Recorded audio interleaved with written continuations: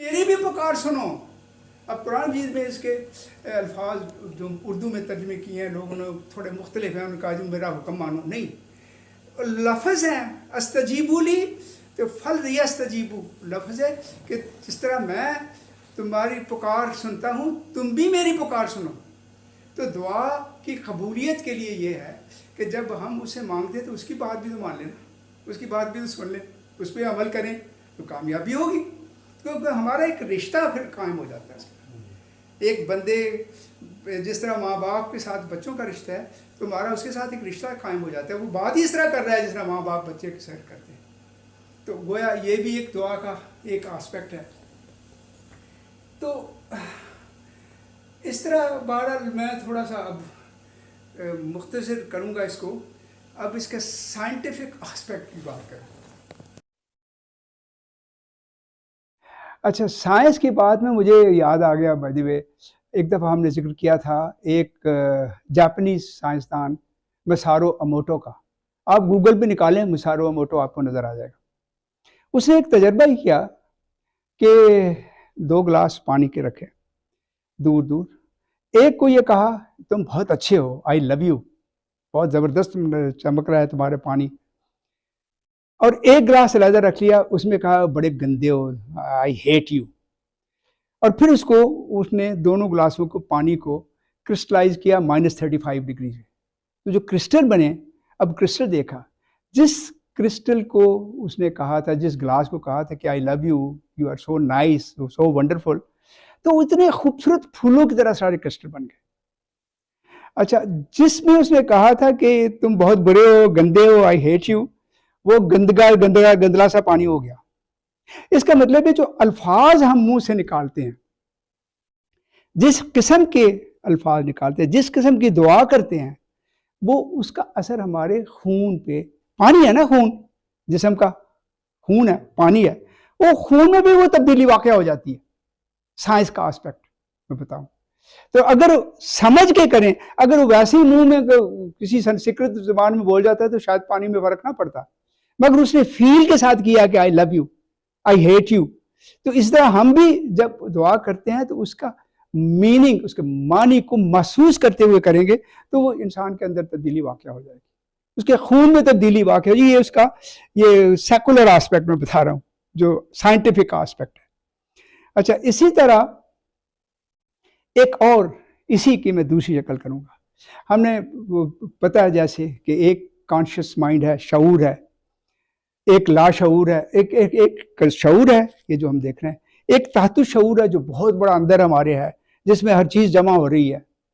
پھر ایک کیا کہنا چاہیے, شعور بالا ہے, ہمارے اندر ہی اللہ کی ریفلیکشن یا امیج آف اللہ, جو اس طرح آپ کہیں کہ اس کی پھونک, وہ ہے شعور بالا ہے.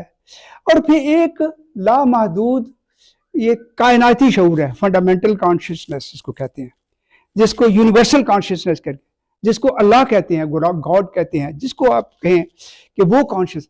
اب جب ہم بات کرتے ہیں دل سے, فیل کے ساتھ, تو وہ ہمارے کانشیس مائنڈ سے سب کانشیس میں جا کے چھپ جاتی ہے, جمع ہو جاتی ہے, اور وہ ویسے ہی تبدیلی آنی شروع ہو جاتی ہے, کیونکہ ہم نے سوچ سمجھ کے بات کی ہے.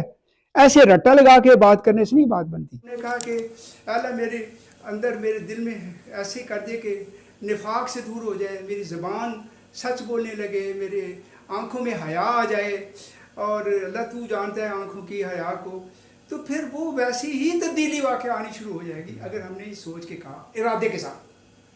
اگر ہم نے بغیر ارادے کے ویسی منہ انگریزی عربی بول دی تو کچھ نہیں ہوگا.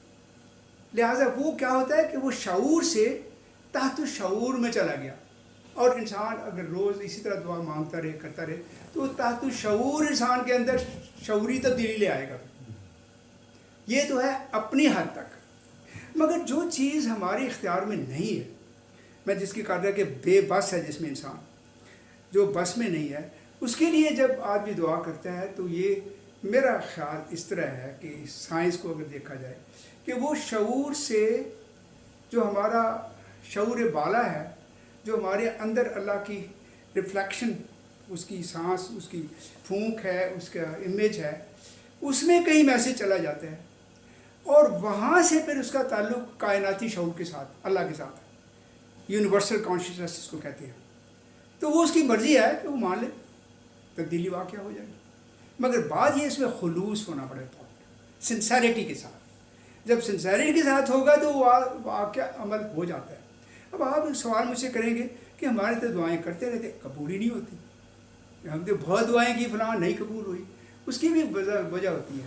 ایک تو جب اس نے کہہ دیا اللہ کے قال ربکم ادعونی استجب لکم کہ تم میرے سے مانگو میں تمہاری قبول کر لوں گا، تو اللہ تعالیٰ سے بات تو سچی ہوتی ہے.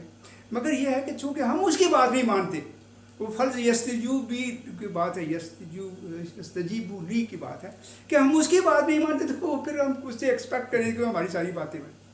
ایک بنیادی چیز اس میں ہوتی ہے کہ آپ کی جو انکم، آپ کا روزی حلال ہونی، کہ جب تک روزی حلال نہیں ہوئے گی انسان کے اندر وہ طاقت آئے گی نہیں بات کرنے کی.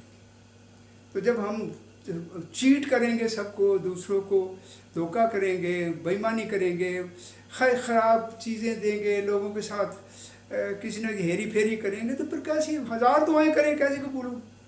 کیونکہ ہم اللہ کے ساتھ دھوکہ کر رہے ہیں، لوگوں کے ساتھ دھوکہ کر رہے ہیں، تو قبول کیسی ہوگی؟ تو یہ بھی ایک پرائمری کنڈیشنز ہیں. کہ پھر ایک اور بات ہے کہ جب ہمیں ہر چیز ملی ہوئی ہے ہم اس کی ریکگنیشن نہیں کرتے. تو پہلے تو اپنی بلیسنگ جو اللہ کی ہے اس کو بھی کاؤنٹ کریں اور ان کا شکریہ ادا کریں. او اللہ بھیا تھینک یو، تم نے اتنا دیا ہے، چل یہ تھوڑا اور بھی دے دے، تیری کون سی کمی ہے.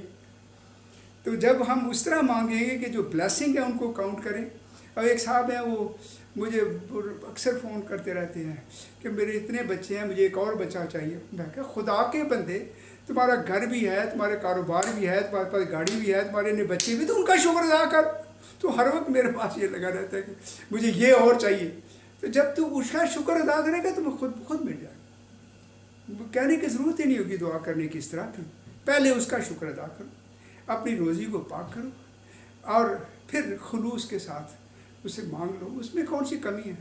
تو سمندر سے بھی کہیں پوری کائنات اس کے کنٹرول میں ہے. تو چھوٹی چھوٹی ہماری باتیں کیا ہیں، ان کو کیا ہے. تو یہ ہے اطاعت اس کی، اور پھر اس سے مانگنا، پھر اس کی بلیسنگ کو کاؤنٹ کرنا، اور پھر اس کو اس طرح مانگنا جس طرح بچہ اپنی ماں سے جب چھوٹا ہوتا ہے تو دودھ کے لیے پکارتا ہے، روتا ہے. تو پھر یہ ہے، تو اللہ تعالیٰ پھر قبول کرے گا انشاءاللہ. ایسے ہی ہوگا. شکریہ آپ کا.